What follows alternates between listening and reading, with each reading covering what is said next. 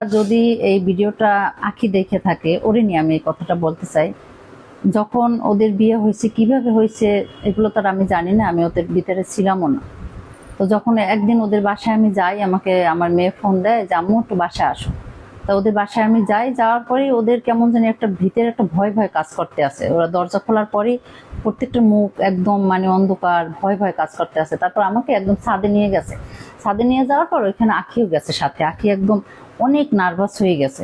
এখন আমি ভাবছি ওদের মাঝে মাঝে একটু ফ্যান টান আসে বাসায় ওরা। তারপর বলে কি আম্মু এই তোমার একটা মেয়ে। তা ওর যারাই আসুক বলে আম্মু তোমার মেয়ের মতো, বা তোমার মেয়ে, বা এরকমই বলে। তা আমি বলছি হ্যাঁ অবশ্য, সমস্যা কি, আমার অনেক মেয়ে আছে। তা বলে না এটা তোমার সত্যিকারই মেয়ে। আমি বলি সত্যিকারই মেয়ে মানে? বলে হ্যাঁ ওকে না আহাত বিয়ে করছে। তারপরে আমি শুনি একদম একটা ছিল, বাঁশের একটা ইসের মতো ছিল, ওইটার উপরে বসে গেছি। তারপরে আমি বসার পরে আমার পায়ের কাছে তিশা, আহাদ আর আঁখি তিনজন আমার পায়ের কাছে বসে সরি বলছে। আর ওরা আমারে মানে বলছে যে আমাদের তোমার ভালোবাসার দরকার নেই, তুমি আঁখিরে বাসো ভালো এখন থেকে মেয়ের মতো, তাহলেই আমরা খুশি হব। ওরা দুইজন বলছে। আহাদ আর তিশা বলছে যে আঁখিরে ভালোবাসো তাহলেই আমরা খুশি হব। ঠিক যেদিন আমার হাত ধরাই দিয়েছে ওই দিন আকাশের নিচে বসা, যে তোদের কি সত্যি বিয়ে হয়েছে? বলছে হ্যাঁ।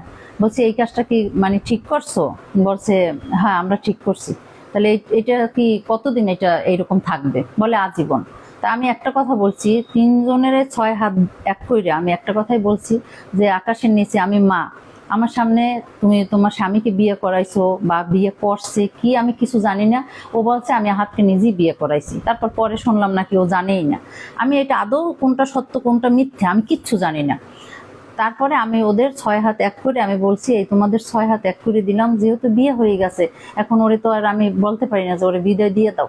তাহলে তোমরা এই 6 হাত এক করে দিলাম, এরকমই থাকবা। যদি কখনো কোনো ঝামেলা হয় তোমাদের ভিতরে কিন্তু আমি নাই। এই কথাটা আমি বলছি যে ও আজকে থেকে আমি ওরে মেয়ের মতোই দেখবো।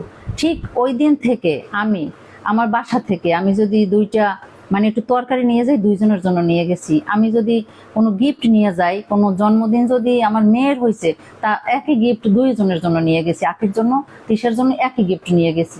আবার যখন আখির বাচ্চাটা পেটে, তখন মানে ও অনেক কান্নাকাটি করছে, অনেক ভাঙ্গে পড়ছে, তখন ওর পাশে আমি দাঁড়াইছি যে আমি তো আছি, আমি তো তোমার মায়ের মতোই আছি, তুমি টেনশন করবে না।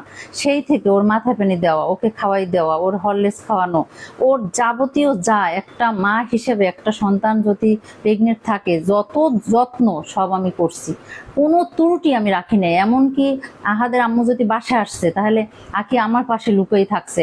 আহাদের আম্মু যদি বলছে যে নাকি একটু চা করে দাও, তারপরে ও এরকম কুন কুন করছে, মানে ও তো অসুস্থ। আমি বলছি কি আপা ও তো ওরে দিয়ে তো আমি কিছু করাই না, আপনি একটু ওই বুয়ারে বলেন, বুয়া চা বানাই দেবে, এবার সাথে ও চা বানানোর জন্য লোক আছে, ও তো অসুস্থ।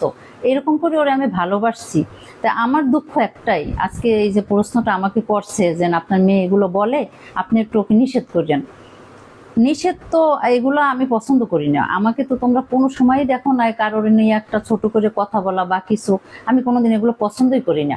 তাই ওরা কেন বলে, কিসের জন্য বলে, আমি অনেক নিষেধ করছি, আমার কথা শোনেও না। আর আমি জানিও না এগুলো কেন বলে, এগুলো বলা ঠিকও না। কিন্তু এখন আজকে যে আমি বলবো যে হ্যাঁ এই আখিকে নিয়ে এইভাবে বলে কেন, এটা সেটা, আমি কার জন্য যুদ্ধটা করব? আমি তো ওর সন্তানের মতো ভালোবাসি।